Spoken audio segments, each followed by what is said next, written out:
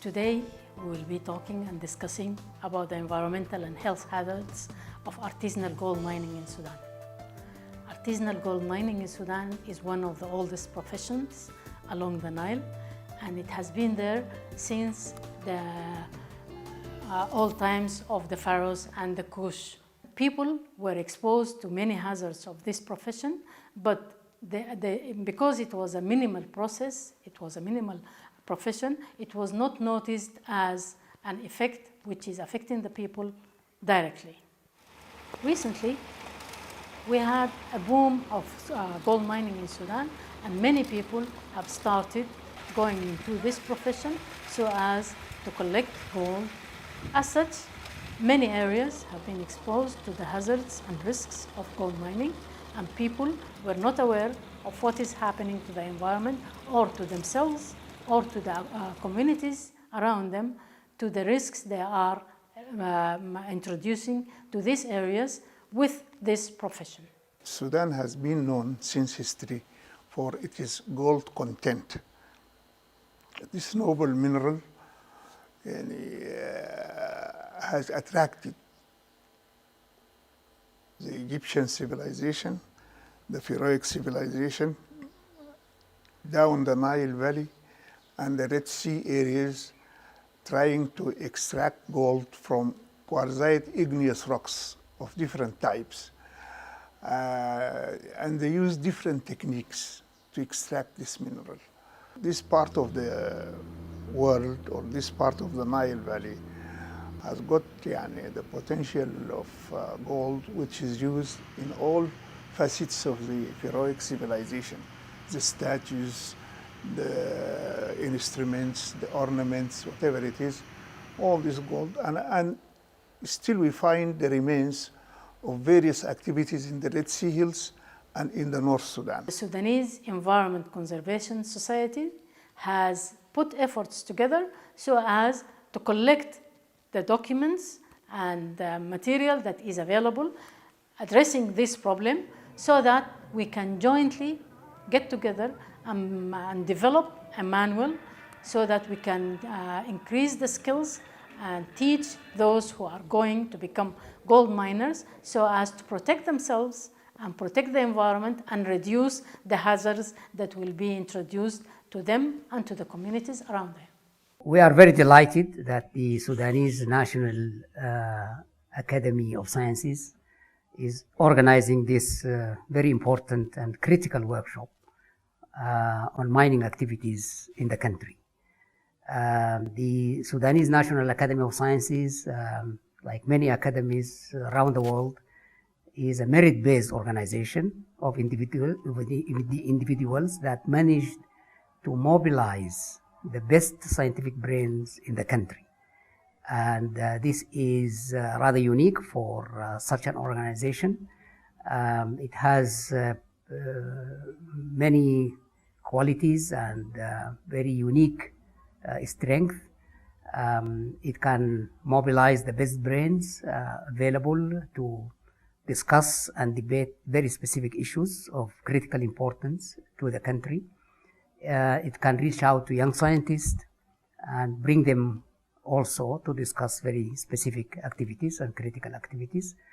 At the same time, it has the power of reaching out to other academies, sharing similar goals to jointly act on very specific issues. And a clear example is this workshop, which is jointly organized by the Sudanese National Academy of Sciences and the South African Academy of Sciences. And as we know, the involvement of South Africa in this workshop is very important, because South Africa is one of the largest countries in the world with mining activities. So sharing the experiences of South Africa in the area of mining with our colleagues here in Sudan is very, very important. So it's very pleasing to see these two academies, the Sudanese Academy and the South African Academy of Sciences, join forces to talk about the mining activities and the effect of these mining activities on the environment. And we very much hope that, of course, this statement will be evidence-based based on science and technology, and it should be strong enough also to convince the policymakers in this country to take appropriate action to protect the environment from the mining activities, which can be quite disastrous. Gold mining affects the health of the people who are doing unregulated gold mining, because gold mining in Sudan, as I mentioned, it involves like 250,000 people, but it has not as yet been regulated. And so it constitutes a huge hazard to the health of the people. And particularly, I would like to stress the issue of lung problems and respiratory diseases. Respiratory diseases are ample, but mainly what affects the person is the interstitial lung disease from gold mining.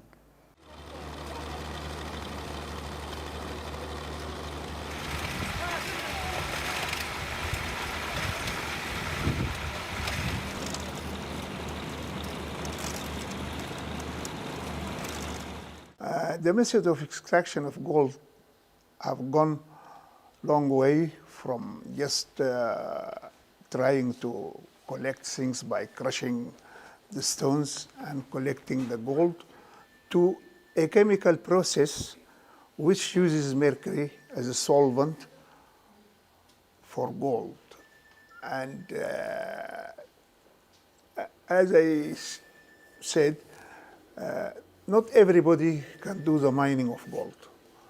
We have to suggest and talk so as to control the environment from the hazards of fumes, from the hazards of smokes, and also from the hazards of overdose in this process of extraction.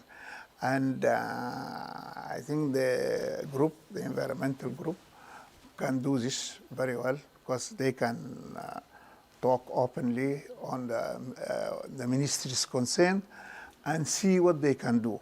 I think what the government and the communities working and the organizations working in gold mining, it's very important, number one, to have clear guidelines towards gold mining, bring together the different ministries that should regulate the gold minings.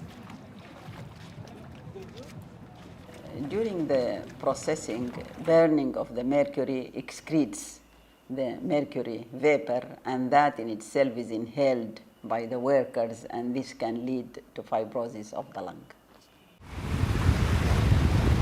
تنوع الاستعمالات بتاعت المويه وحاجة الإنسان وزيادة البوبوليشن، فأصبح extraction of water ل different uses, whether for agriculture or for human uses تزايدت يعني عبر الحاجات الإنسانية اللي نمت حول مصادر الأنهار، ودي أدت إلى في النهاية إلى الويست اللي يعني human waste or industrial waste or agricultural waste باستعمال كثير من الكيميكالز fertilizers في الزراعة مثلا، كلها will be washed back to the water sources وتؤدي إلى concerns. الناس ابتدعوا وسائل جديدة في المانجمنت والإدارة بتاعت المصادر المائية إلى أن وصلنا في التسعينات إلى environmental sound environmental development and management of water resources.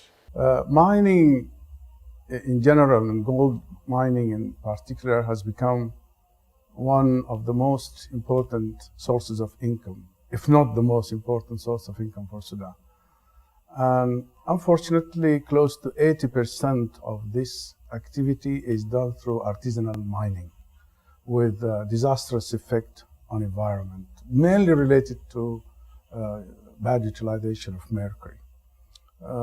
We do have to take this matter extremely seriously. First, we cannot stop. We know we cannot stop the artisanal mining. It represents so much. But we have no right not to train them and to try to mitigate the disastrous effect of this activity.